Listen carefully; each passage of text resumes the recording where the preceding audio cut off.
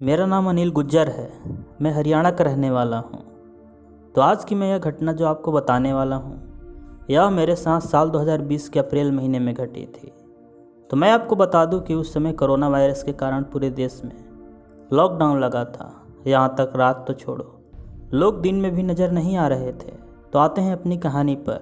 तो बात ऐसी है कि उस वक्त मेरे घर में कुछ पैसों की कमी हो गई थी, साथ ही राशन भी नहीं थे और कब तक लॉकडाउन चलने वाला था इसका भी कोई गारंटी नहीं था।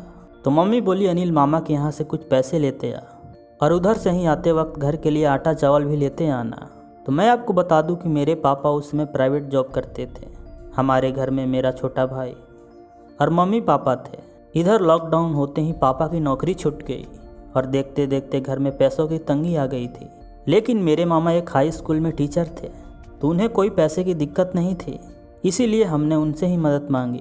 तो वे बोले, अनिल ऐसा कर, तू रात को ही आ जाना, वरना पुलिस यदि तुझे पकड़ लेंगे तो बहुत बड़ी समस्या आ जाएगी। खैर मैं यही 8 बजे के करीब अपने घर से अपने मामा के यहाँ निकला। मैं उस समय अपने बाइक से था। तो मैं आपको बता दूं कि हमारे घर से मेरे मामा यही 12 किलोमीटर की दूरी पर शहर में रहते थे। साथ ही मेरे मामा के घर तक जाने के लिए 2 रास्ते थे, जो कि एक मेन हाईवे का था जो शहर से होकर जाता था और दूसरा शहर के बाहर से होते हुए जाता था। लेकिन जो सड़क शहर के बाहर से होते हुए जाती थी वह जंगलों से भरी थी और साथ ही वह सुनसान भी थी, जिसका कारण था वो कच्ची सड़क थी और उससे कोई भी आता जाता नहीं था। तो जब उस रात मैं हाईवे पकड़कर जा ही रहा था कि तभी मैंने देखा कुछ पुलिस मेन हाईवे के चौराहे पर खड़े नजर आए, जो कि वे रात के समय पर वहाँ तो नहीं होते थे, लेकिन लोग अपने घर से ना निकले इसीलिए वे रात शायद शहर में जाने वाले रास्तों पर बैरियर लगाकर खड़े पहरा दे रहे थे। तो मैं उसी वक्त पीछे आया और उस रात में उस मेन हाईवे से कटकर उसी कच्ची सड़क को पकड़ लिया। उस वक्त दूर दूर तक कोई इंसान नज़र नहीं आ रहा था, चारों ओर कुत्ते भौंक रहे थे। रात काफ़ी डरावनी लग रही थी। खैर मैं किसी तरह यही 9 बजे अपने मामा के घर पहुंचा। तो मामा बोले, अनिल ज़्यादा रात हो गई है, तो ऐसा कर आज रात यहीं रुक जा। लेकिन उस रात मैं नहीं माना और कहीं ना कहीं यही मेरी सबसे बड़ी गलती थी। मैं उसी वक्त कुछ पैसे लिया और उसी वक्त उन कच्ची सड़कों से होते हुए मेन हाईवे की ओर बढ़ने लगा। रात के अब 10 बजने वाले थे। अब रात और भी भयावह लग रही थी। मैं अपनी बाइक 30 से 35 किलोमीटर की स्पीड से भगाते जा रहा था, जिसका कारण था सड़क उबड़ खाबड़ थे और बीच बीच में गड्ढे भी थे। कि तभी मैंने एक जगह देखा कि उस रोड के किनारे वाले जंगल में 4 औरतें थी जो काले साड़ी पहने हुए थी और उनमें से एक औरत जो उन तीनों औरतों से थोड़ी उम्र दराज लग रही थी, उसके हाथ में एक छोटा बच्चा भी था और वे उसे लेकर जंगल में जा रही थी। हालांकि जब वे मेरे गाड़ी की आवाज़ सुनी वे तेज़ी से उस रात जंगल के अंदर और तेज़ी से बढ़ने लगी, मानो ऐसा लगता हो वो मुझसे या किसी और से बचकर जाना चाहती थी। मैं उसी वक्त वहीं अपनी बाइक रोककर उन्हें देखने लगा और वे मेरे देखते देखते उन जंगल के अंदर चली गई। हालांकि वे कौन थी और उनके हाथ में वो बच्चा किसका था और उसके साथ वे क्या करती, मैं कुछ नहीं समझ सका। लेकिन मैं जैसे ही अपने घर पहुंचा और जब उन औरतों के बारे में अपनी माँ से बताया तो वे उस रात बहुत डर गई और वे मुझे उसी वक्त घर के मंदिर में ले जाकर भगवान की मूर्ति के पास हनुमान चालीसा पाठ करवाई। और जब मैं उनसे उन औरतों के बारे में पूछा तो वे बताई, वे 4 औरतें जिन्हें तुम उस जंगल में देख कर आए हो वे कोई आम औरतें नहीं थी, बल्कि वे सब डायन थी जो रात के वक्त उन सुनसान जंगलों में उस बच्चे की बलि देकर या तो डायन विद्या सीखने वाली थी या फिर वह सिद्धियाँ प्राप्त करने वाली थी। वो तो शुक्र है कि वे तुम्हें नहीं देखी, वरना वे तुम्हारा अनिष्ट भी कर सकती थी। खैर मैं उस रात सही सलामत अपने घर आ गया, वही मेरे लिए बहुत बड़ी बात थी। और फिर रात के वक्त फिर कभी उस रास्ते से मैं नहीं गुजरा। आज की हमारी दूसरी कहानी लक्ष्य जी की है। तो आइए सुनते हैं इनकी कहानी।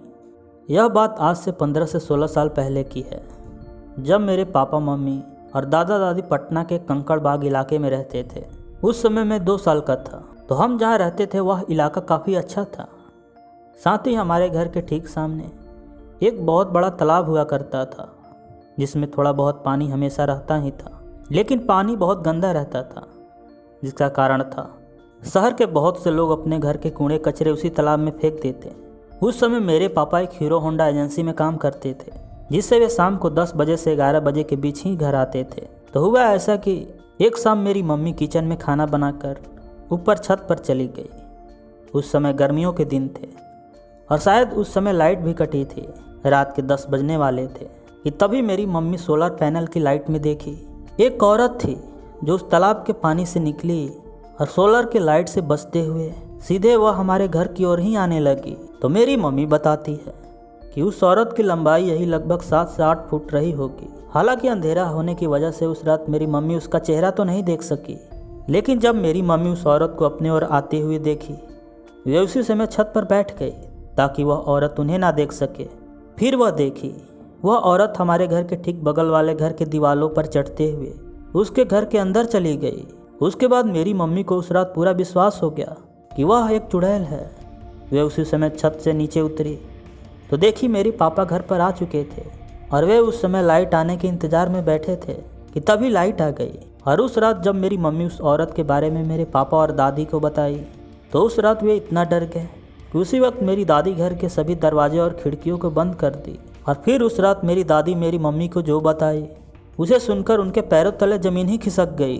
तो उस रात मेरी दादी मेरी मम्मी को बताई कि जिस औरत को तुमने छत पर देखा था वह कोई चुड़ैल नहीं बल्कि वह एक डाकनी थी जो उस घर में अपने मौत का बदला लेने के लिए गई है। यह बात उस समय की है जब तुम्हारी शादी भी नहीं हुई थी। तो उस वक्त इस बगल वाले घर में एक औरत अपने बच्चों के साथ काम करती थी और उनसे जो पैसे उसे मिलते थे वो अपने बच्चों को पालती और अपनी ज़िंदगी बिताती। इसके अलावा वह बड़ी हंसमुख स्वभाव की थी। जब भी सुबह काम करने आती थी मुझे बाहर देखकर हंसती और फिर हालचाल पूछकर चली जाती। हाँ, बस उसे एक ही दिक्कत थी, उसका पति बहुत शराबी था। ना तो वह कमाता था और ना ही उस औरत को चैन से जीने देता। तभी एक दिन शाम के 8 बज रहे थे। उस शाम तुम्हारे बाबूजी कॉलेज से आकर खाना खा रहे थे कि तभी हमें उस घर से किसी औरत की चीखने की आवाज़ सुनाई दी। मैं जैसे ही छत से जाकर देखी लेकिन वहाँ कोई नहीं दिखा और जब सुबह हुआ तो पता चला वह काम वाली किसी और के साथ भाग गई है। उस सुबह उसका पति भी आया था लेकिन उस औरत का कुछ पता नहीं चल सका। लेकिन सच बात तो यह थी कि उस रात वह नौकरानी कहीं नहीं भागी थी बल्कि उसी घर के कुछ लोगों ने किसी कारणवश उसे उसी रात मारकर उसी तालाब में गाड़ दिए थे ताकि किसी को उसकी मौत का पता नहीं चल सके। फिर जैसे ही 7 महीने बीते उनके घर में अजीब अजीब घटनाएं घटने लगी। मानो ऐसा लगता हो हर वक्त कोई उनके घर में उन्हें नुकसान पहुंचाने के लिए उनके आसपास रहता है। यहाँ तक अब उनके घर में उसी औरत की चीखने की आवाज़ सुनाई देने लगी थी तो सीढ़ियों से उतरते वक्त किसी को वह धक्का दे देती। इसके अलावा किचन में रात को बर्तन खटखटाने की आवाज़ भी आने लगी थी। लेकिन वे सब अपने जुर्म को छिपाने के लिए यह सब छोटी मोटी बातों को नज़रअंदाज करते चले आ रहे थे। लेकिन फिर जब वे इस राज को छिपा नहीं सके तो उनमें से उस घर की एक मालकिन उस औरत को मारे जाने की खबर पुलिस थाने में बता दी और उसी सुबह पुलिस आकर 2 लोगों को हिरासत में ले जाकर उन्हें जेल में डाल दी। हालांकि इसके 3 साल तक तो सब ठीक रहा। फिर 3 सालों के बाद अचानक ही उस घर की सबसे बड़ी लड़की सुबह को अपने रूम में मरी हुई मिली। तो उन्हें एक तांत्रिक से यह पता चला कि उनके घर में एक डाकनी रहती है जो वह किसी को नहीं छोड़ेगी। उसके बाद वे लोग अपने गाँव चले गए और 12 साल के बाद ये लोग फिर से यहाँ आ गए और उनके फिर से यहाँ आने से वह डाकनी भी उस तालाब से बाहर आ गई है। तो उस रात मेरी मम्मी जब मेरी दादी की बातें सुनी उनके कानों पर यह सब बातें सुनकर विश्वास ही नहीं हो रहा था। लेकिन शायद यही सच था और वह औरत जो रात में उस छत से दिखी थी शायद वही डाकनी थी। आज की हमारी यह कहानी अंकित जी की है। तो चलिए सुनते हैं इनकी कहानी। यह घटना मेरे साथ तब घटी थी जब मैं गर्मियों के दिनों में अपने गांव गया हुआ था। वह साल 2014 था। तो मेरे गांव पर उस वक्त मेरे दादा दादी और मेरे चाचा चाची रहते थे, साथ ही उनके 2 बेटे भी थे। तो उस समय मैं और मेरे चाचा का एक लड़का हम दोनों खाना वगैरह खाकर छत पर सोने के लिए चले गए। हालांकि उस वक्त हमारे गांव में बिजली थी, इसीलिए छत पर ना तो मेरे घर के लोग सोते थे और ना ही आसपास के गांव के लोग सोते थे। खैर हम उस रात अपने छत पर सोने के लिए तो चले गए, लेकिन उस रात मेरे चाचा का लड़का जिसका नाम बबलू है उसे नींद ही नहीं आ रही थी। तो वह बोला, अमित भैया मुझे छत पर सोने की आदत नहीं है, इसीलिए शायद मुझे यहाँ नींद नहीं आ रही है, मैं घर में जा रहा हूँ, आपको भी चलना है तो चलिए। तो मैंने बोला कि ठीक है तुम चले जाओ, मैं यहीं सो लूँगा। तो मैं आपको बता दूं कि उस समय शायद मेरे घर के सभी लोग सो चुके थे, जिसका कारण था गांव में ज़्यादातर लोग यही 9 बजे के करीब सो जाते हैं और उस समय 11 बज रहे थे।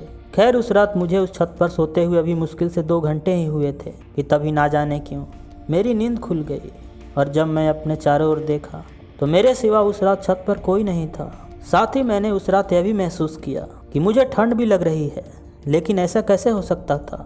गर्मियों के दिनों में अचानक से चारों ओर ठंड का वातावरण होना यह अपने आप में अजीब बात थी। खैर मैं फिर से सोने की कोशिश करने लगा, लेकिन यह मेरी सबसे बड़ी बेवकूफ़ी थी। मुझे उसी वक्त छत से भाग जाना चाहिए था, लेकिन मैंने ऐसा नहीं किया और बस 5 से 10 मिनट के बाद ही मुझे ऐसा लगने लगा जैसे मेरे पास कोई तो है जो उस रात वह मेरे बिस्तर पर लेटा है। साथ ही जब मैं पलटकर पीछे देखा तो वहाँ कोई नहीं था, लेकिन उस रात मेरा वहम तो बिल्कुल भी नहीं था। और तभी उस रात जो हुआ उससे मेरी चीख निकल गई। अपने बिस्तर पर मैं अपनी पीठ दूसरी तरफ करके सोया था कि तभी जब मैं अपना हाथ पीछे किया तो मेरे हाथ से कोई तो उस समय टकराया, जैसे उसका शरीर बर्फ जैसा हो और उसमें से एक अजीब ही दुर्गंध आ रही थी। मैं उसी वक्त वहीं उठ खड़ा हुआ और मैंने अपने सामने जो देखा मैं वहीं बेहोश हो गया। तो जब मैं चिल्लाते हुए उठा तो देखा मेरे से 3 से 4 मीटर की दूरी पर एक लड़का खड़ा था जिसकी आंखें बिल्कुल सफ़ेद थी, शरीर पर फटा हुआ कपड़ा और उसके हाथों में अंगुलियां नहीं थी। इसके बाद मुझे कुछ भी याद नहीं रहा कि मेरे साथ उस रात क्या हुआ और वह लड़का कहाँ गया। खैर जब मेरी आंखें खुली तो मैं अपने घर में था। सामने मेरी मम्मी खड़ी होकर रो रही थी और एक गांव का ही डॉक्टर मेरे पापा से कुछ बातें कर रहा था। तो जब उन्होंने मेरे उस रात बेहोश होने का कारण पूछा तो मैंने उस लड़के वाली सारी बातें बता दी। मेरे घर के सभी लोग दंग रह गए। तभी मेरे दादाजी बताएं कि वह लड़का तुम्हारे पापा के बड़े भाई था जो बहुत साल पहले जब तुम्हारे पापा का जन्म भी नहीं हुआ था उस वक्त उसकी दोनों हाथों की सभी उंगलियां एक सुबह गाय भैंसों की चारा काटने वाली मशीन से लगकर कट गई थी और वह यह सदमा बर्दाश्त नहीं कर पाया और उसी छत पर जहां तुम रात को सोए थे वहीं से नीचे कूदकर अपनी जान दे दी। फिर मेरे दादाजी बताएं तुम बिल्कुल भी चिंता ना करो, वह तुम्हें कोई नुकसान नहीं पहुंचाएगा। वह कभी कभी किसी को अकेले में दिख जाता है। हालांकि जब मैं अपने गांव से 10 दिनों के बाद शहर आया तो मैंने एक दिन अपनी मम्मी से पूछा, मम्मी जब उस लड़के का अंतिम संस्कार हो गया है तो वह फिर इस तरह क्यों दिखाई देता है। तो मेरी मम्मी बताई वह अपनी जान खुद दिए थे, उनकी प्राकृतिक मौत नहीं हुई थी। शायद इसीलिए अंतिम संस्कार के बावजूद भी वे प्रेतोनी में हैं और अभी तक भटक रहे हैं, क्योंकि अकारण मरने से हमें जल्दी मुक्ति नहीं मिलती, मुक्ति में समय लगता है। हालांकि इन सब घटनाओं को सुनकर मुझे बहुत दुख हुआ, लेकिन अब कर भी क्या सकते थे। मैं आज भी कभी छुट्टी लेकर अपने गांव जाता हूं, लेकिन फिर वह लड़का मुझे कभी दिखाई नहीं दिया और ना ही हमारे घर वालों को दिखाई देता है। हाँ, शायद अब उनकी मुक्ति हो गई हो या फिर वे हमारे सामने अब आना नहीं चाहते हो। तो दोस्तों आज की हमारी ये कहानी यहीं पर समाप्त होती है और आशा करता हूँ आपको ये कहानी अच्छी लगी हो। तो दोस्तों आपको यदि यह कहानी अच्छी लगी हो तो प्लीज़ हमारे इस वीडियो को लाइक और चैनल को सब्सक्राइब कर लीजिएगा। मिलते हैं इसी प्रकार के नेक्स्ट वीडियो में, तब तक बाय एंड टेक केयर।